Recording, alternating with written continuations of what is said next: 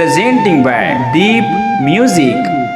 नमस्कार दोस्तों, नए नए छत्तीसगढ़ी गाने सुनने और देखने के लिए हमारे दीप म्यूजिक चैनल को अभी सब्सक्राइब करें और बेल आइकॉन के बटन को क्लिक करें। हमंदु भेदिया नोहन भैया हर जाति धर्म से हमरो हवे मितानी पहिनना ओढ़ना अधरेला चिन्हावे बोली बतरस बानी सिधवा बर बड़ सिधवाया पढ़े लिखे बर अखवाया औ हक के खातिर नियम लड़ैया मैं कट्टर सतनामी बघवाया।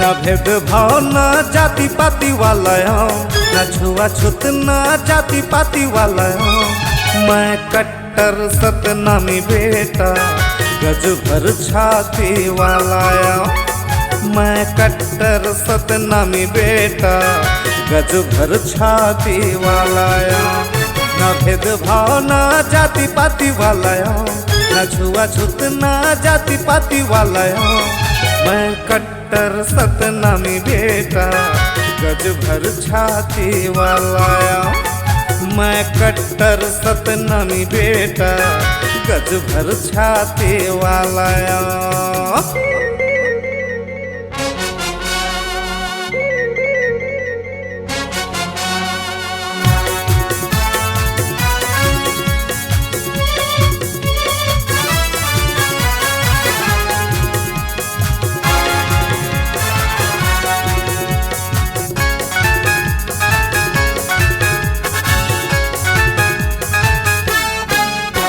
नियाओ मम लड़ता संत जनबर मरता गुरु जी के असली में चेला चेला पत्थर नहीं पूजो नखर नहीं करो नहीं ज्यादा मैं झमेला झमेला मैं ज्ञान वाला जीवी ज्ञान वाला मैं ज्ञान वाला जीवी ज्ञान वाला मैं कट्टर सतनामी बेटा गजब के शान बन मान वाला मैं कट्टर सतनामी बेटा गजब के शान बन मान वाला।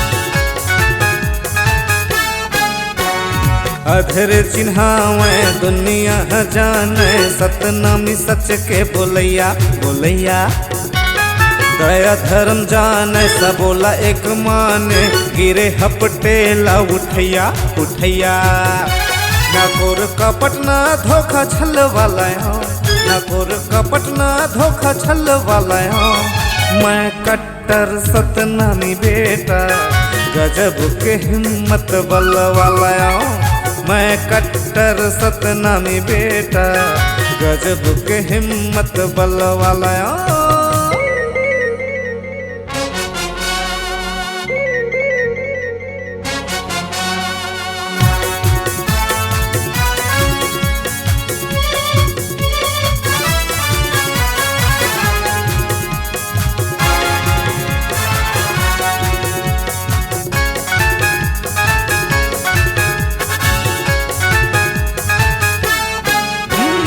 बांधे मन नहीं बांधो छांदे मन नहीं छांदो अपन मर्जी के हम राजा राजा संत सेवा करथो दुनिया पर मरथो दिल दिमाग के हम ताजा ताजा बने रित वाला यो जी माया प्रीत वाला हो, बने रित वाला यो जी माया प्रीत वाला हो।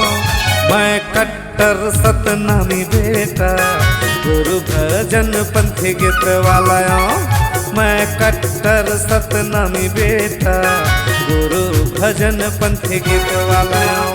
न भेदभाव न जाति पाति वाला हो, न छुआछूत न जाति पाति वाला हो। मैं कट्टर सतनामी बेटा, गज भर छाती वाला हो। मैं कट्टर सतनामी बेटा, गज भर छाती वाला हो। मैं कट्टर सतनामी बेटा, गज भर छाती वाला हो। मैं कट्टर सतनामी बेटा, गज भर छाती वाला हो।